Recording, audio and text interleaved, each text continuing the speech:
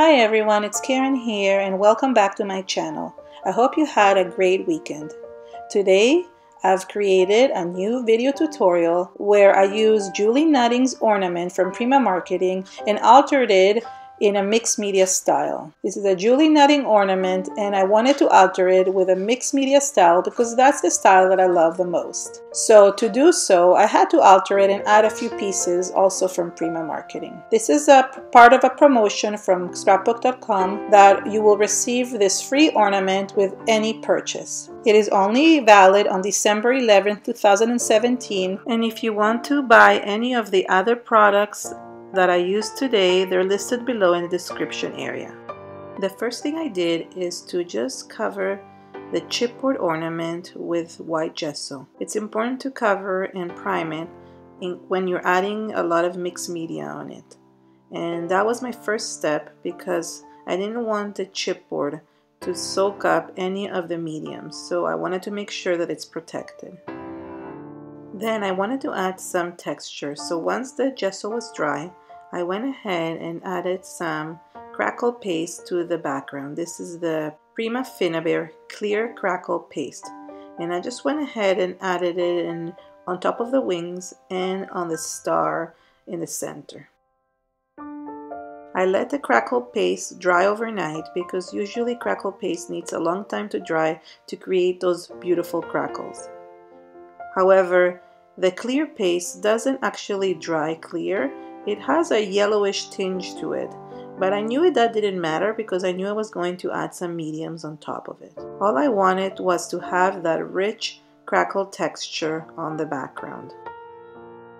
Since I pretty much covered the Julie Nutting doll in the center because of the mixed media products, I knew I wanted to create some kind of an angelic face in the middle of the star. So I took one of the Sandra Evertson Relics and Artifacts figureheads. This is a woman's face, and what I did is I just glued that face to the center of the doll. I glued the star to the wings in the back, and then I went ahead and glued the resin to the center. I used Prima Finnabair 3D gel medium. This is the matte gel medium, to glue all these to the background. This is the part where actually it gets complicated because I first gave the background a little bit of a clear gesso coat. Just I wanted to have that base for acrylic paints because I was going to add acrylic paints in the background. I added different acrylic paints which were in metallic colors, and the actual project looked horrible and I really hated it, and I couldn't even show you here what I had done.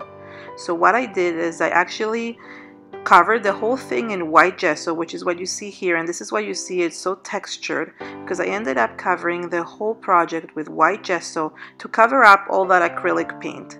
So when you're in doubt and you don't know what to do and you've ruined the project, or you think you've ruined the project, which is what I felt here, I went ahead and I covered everything with white gesso. White and black gesso really saved every situation.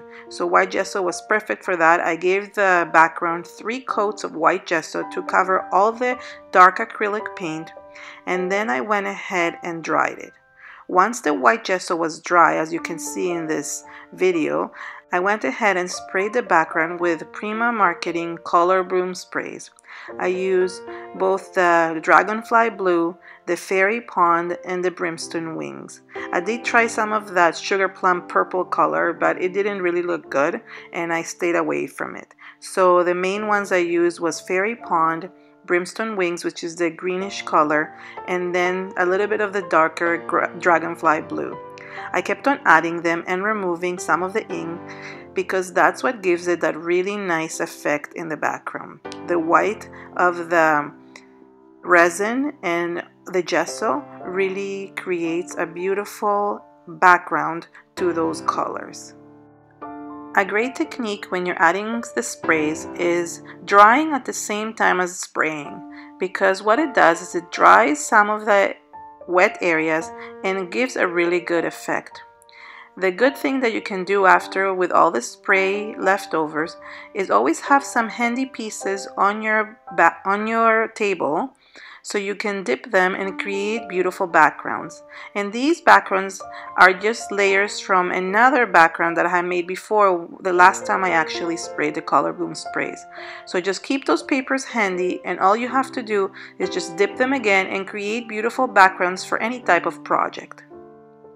I went ahead and removed some of the ink that I sprayed with a wipe. That brings those beautiful white highlights to the surface. And then you can of course add some more color wherever it's necessary. The important thing is drying everything really well, so it gives a really nice effect. One of the things that I wanted to do is that I wanted this ornament to look vintage. So I took some of the Prima Finnabair rust paste in the red color to add a little bit of that rust effect at the edges of all the embellishments to make it look as if it's rusted over many years. I wanted this to look old and rusty and have that patina effect, but also look rusted in between the star and the figurehead, so it really looks like it's rusted. What I like to do is I take some of that red rust paste and I dilute it with water, and then I add it in the edges of the embellishments with a paintbrush. If there's any excess of paint, I just dab it with a wipe, but I do spray it with a little bit of my spray bottle to make sure that it spreads and creates a really nice rusted look. Once I finished drying the rust, I felt like the whole ornament was a little bit too bare, so I wanted to add some metallic embellishments because I really thought that that would add a little bit of character to the ornament. So I kind of took the head off and then went ahead and glued one of the Prima Finnabair metallic wings.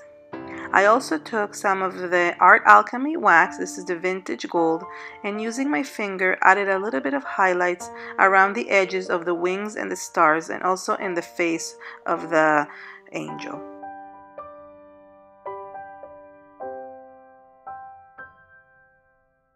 The ornament comes with a beautiful tassel that you can attach to the bottom. There is a little hole that you can clip something onto it. There is also a jump ring attached to it. But I ended up actually hanging a few more things than just a tassel underneath. I took some of the Prima Finnabair mechanicals and attached them to the bottom, and then I also added other mechanicals around the wings and also a nice saying that says Journey underneath the face. I went ahead and glued all these mechanical metals using my 3D matte gel, the same one I had used before. Then I went ahead and tied the ribbon that comes with the kit on top of the ornament. Finally, I took the wax again and added some highlights to the silver metals that I had picked because I wanted them to match the rest of the ornament. Thank you so much for watching. If you liked my video, please give it a thumbs up and share it with your friends.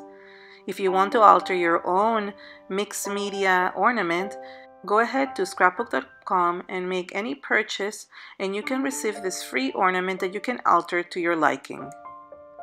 Thank you so much, and I hope you have an amazing day. Bye!